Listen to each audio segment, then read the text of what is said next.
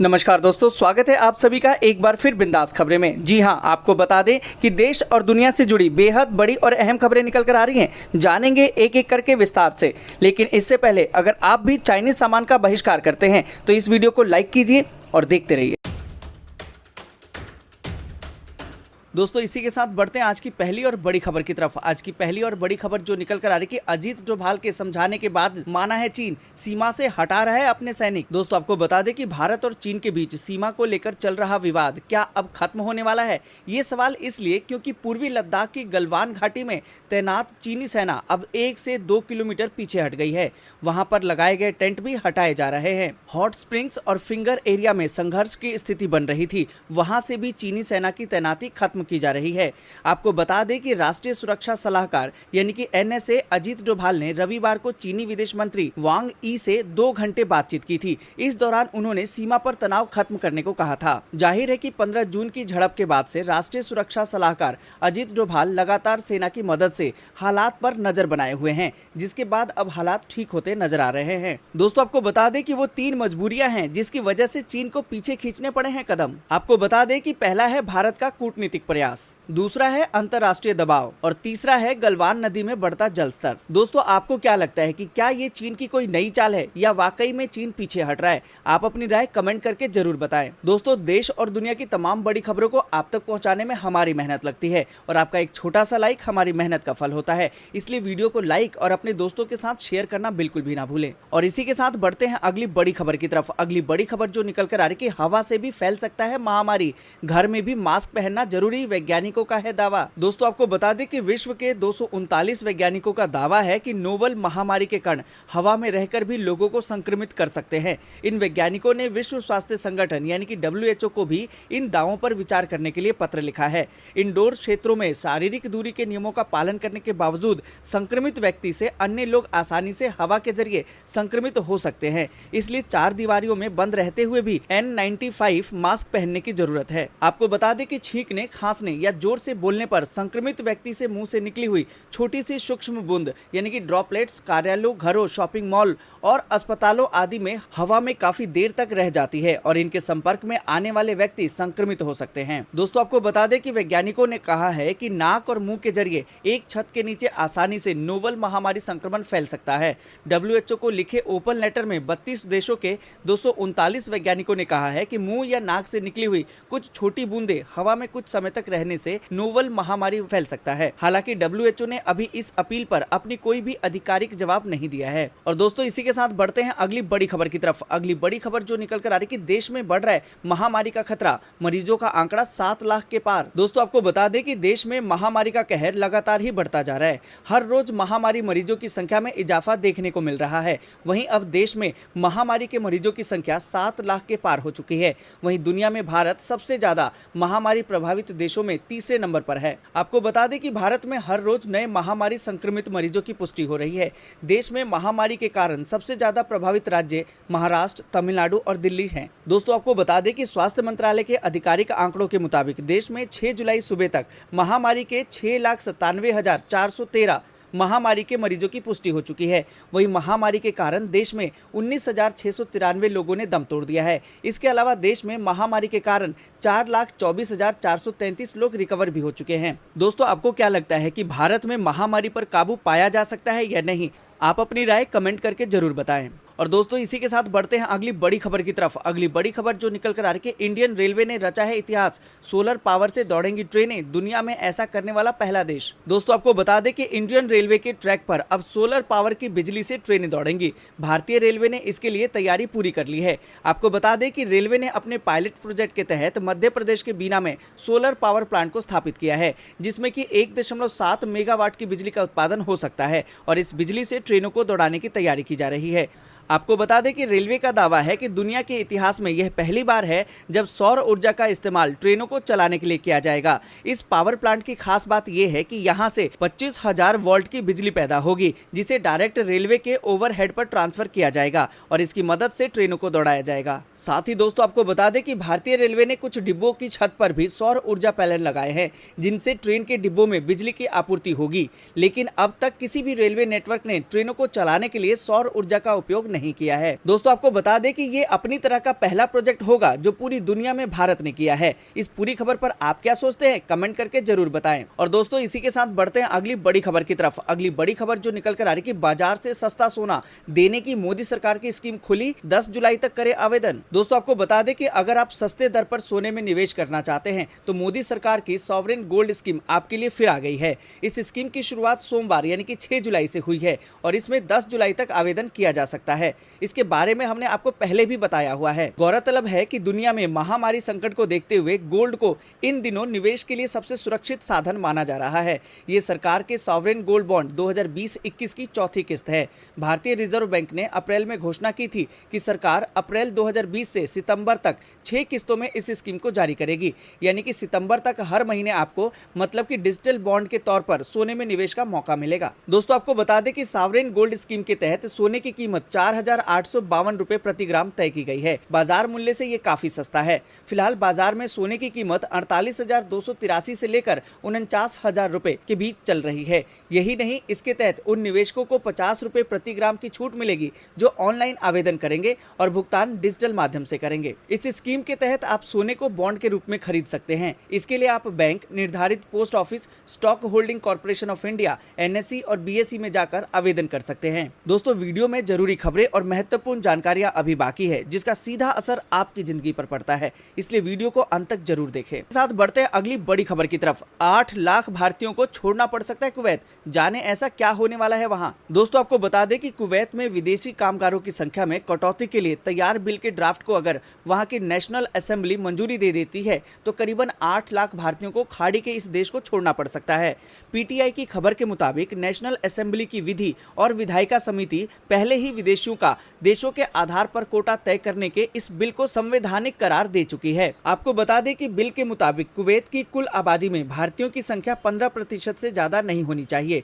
Kuwaiti अखबार gulf news के मुताबिक अगर इस कानून को मंजूरी मिल जाती है तो करीबन 8 लाख भारतीयों को देश छोड़ना पड़ सकता है, क्योंकि विदेशी नागरिकों में सबसे अधिक 14.5 लाख की हिस्सेदारी अकेले भारतीयों की है। दोस्तों क्या आप कुवैत में काम करते हैं? क्या आपका कोई रिश्तेदार या दोस्त काम करता है? अगर करता है तो ये खबर उनके लिए अहम हो सकती है। और इस पूरी खबर पर आप क्या सोचते हैं, कमेंट करके जरूर बताइए। साथ बढ़ते हैं अगली बड़ी खबर की तरफ। अगली बड़ी खबर जो निकल कर आ रही है, LAC में तनाव के बीच भारत ने सड़क निर्माण में बढ़ाई तेजी, कहा कि चीन की आपत्ति से हमें कोई लेना देना नहीं।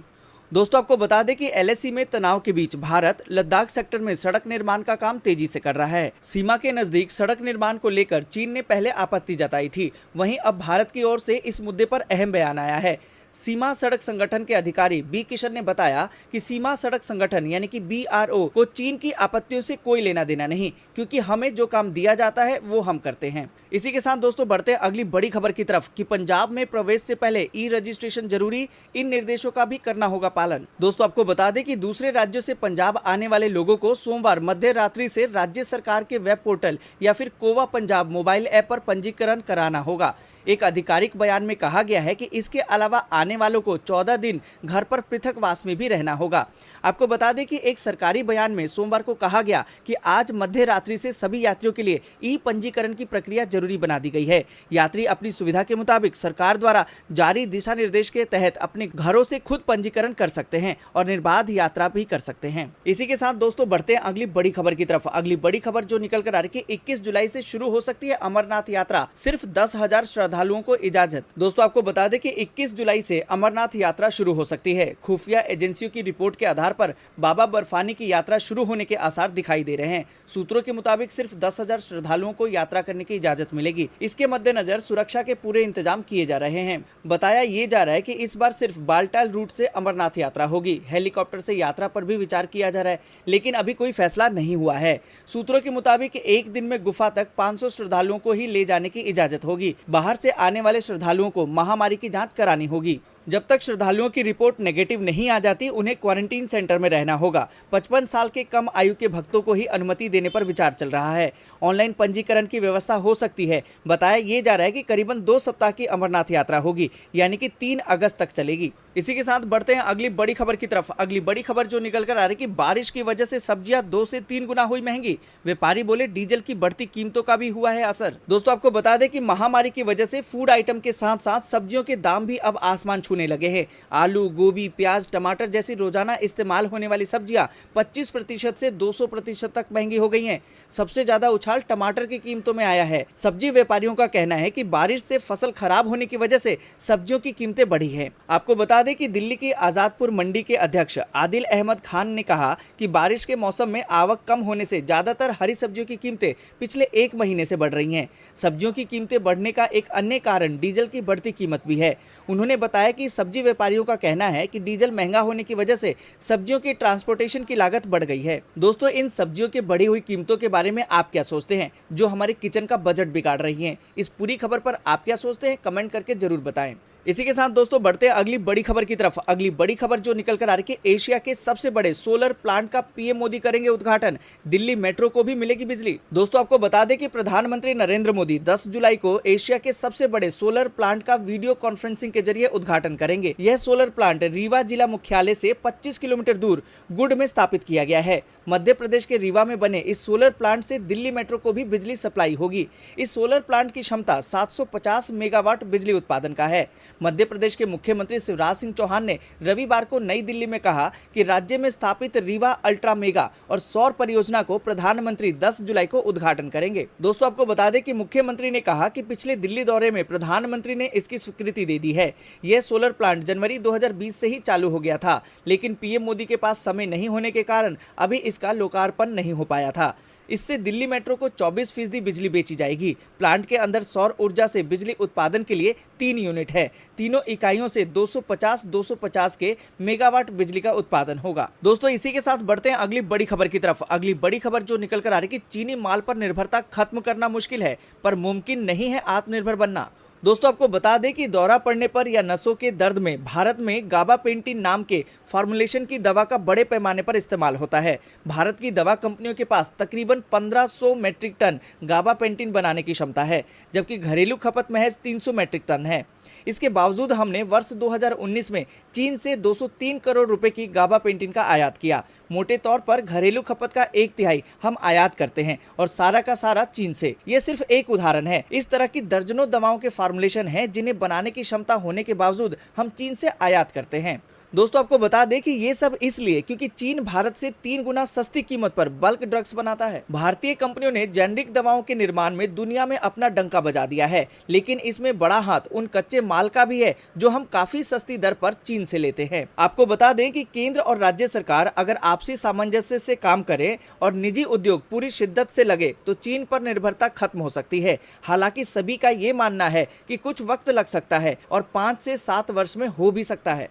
और दोस्तों इसी के साथ बढ़ते हैं अगली बड़ी खबर की तरफ। अगली बड़ी खबर जो निकल कर आ रही है कि महामारी प्रोटोकॉल के साथ 13 जुलाई से खुलेंगे आंध्र प्रदेश के स्कूल। दोस्तों आपको बता दें कि आंध्र प्रदेश सरकार ने प्रदेश के स्कूलों को खोलने के संबंध में अहम निर्णय लिया है। राज्य में 13 जुलाई 2020 से स्कूलों को फिर से खोलने की योजना बनाई गई है। राज्य सरकार ने महामारी प्रोटोकॉल और पूरी सावधानियों के साथ प्रदेश भर के सरकारी स्कूलों को फिर से खोलने का फैसला लिया है। प्राइमरी, अपर प्राइमरी और हाई स्कूलों के सभी हेडमास्टर्स और शिक्षकों को 10 जुलाई को या उससे पहले सभी रजिस्टर्स को अपडेट करने के साथ ही UDISC और डेटा को पूरा करना होगा। राज्य सरकार ने स्कूलों को भी पेरेंट्स कमेटी के परामर्श से एक विकास योजना विकसित करने के लिए कहा है। आपको बता दें कि 13 जुलाई से राज्य में प्राइमरी स्कूलों का संचालन सप्ताह में 1 बार किया जाएगा, जबकि अपर प्राइमरी और हाई स्कूलों की कक्षाएं सप्ताह में 2 बार आयोजित की जाएंगी। जब तक सामान्य स्थिति बहाल नहीं हो जाती तब तक छात्रों को ब्रिज पाठ्यक्रमों का अध्ययन कराया जाएगा, जो पूर्व में पेश किया गया है।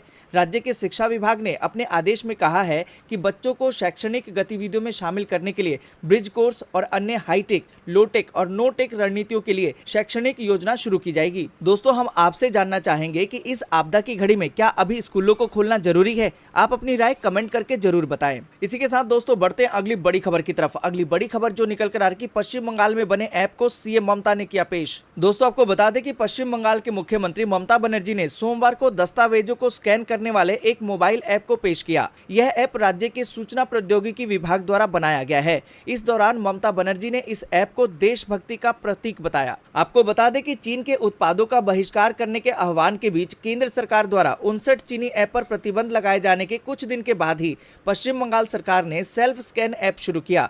इस ऐप की शुरुआत करने के बाद बनर्जी ने कहा कि मैं हमेशा अपने देश में बना ऐप इस्तेमाल करना चाहूंगी। यह देशभक्ति का प्रतीक है। जो आज पश्चिम बंगाल सोचता है वह कल दुनिया सोचेगी। दोस्तों इसी के साथ बढ़ते हैं अगली बड़ी खबर की तरफ। अगली बड़ी खबर जो निकल कर आ रही कि बांस उद्योग में बेहतर है मौका, मोदी सरकार भी कर रही है मदद। दोस्तों आपको बता दें कि बढ़ते प्रदूषण को देखते हुए और प्लास्टिक के इस्तेमाल के खतरे से बचने के लिए सरकार ने सिंगल यूज प्लास्टिक पर रोक लगा दी थी। इसके बाद से बांस उद्योग का कारोबार तेजी से बढ़ रहा है। बांस से बने कई सामान बाजार में उपलब्ध हैं। इनमें से बहुत से सामान ऐसे हैं जो घर में सजावट के लिए इस्तेमाल में आते हैं और कई सारे सामान का इस्तेमाल दिनचर्या में लाया जाता है।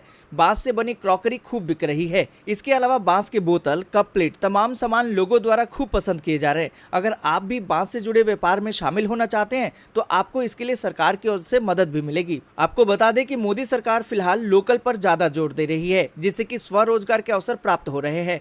मोदी सरकार ने साल 2018 में बांस को पेड़ की कैटेगरी से हटा दिया था। किसान अब बिना किसी रुकावट के आसानी से बांस की खेती कर सकते हैं। दोस्तों आज के लिए बस इतना ही। वीडियो को लाइक और शेयर जरूर कर दें और ऐसे ही तमाम बड़ी खबरों को जानने के लिए चैनल को सब्सक्राइब कर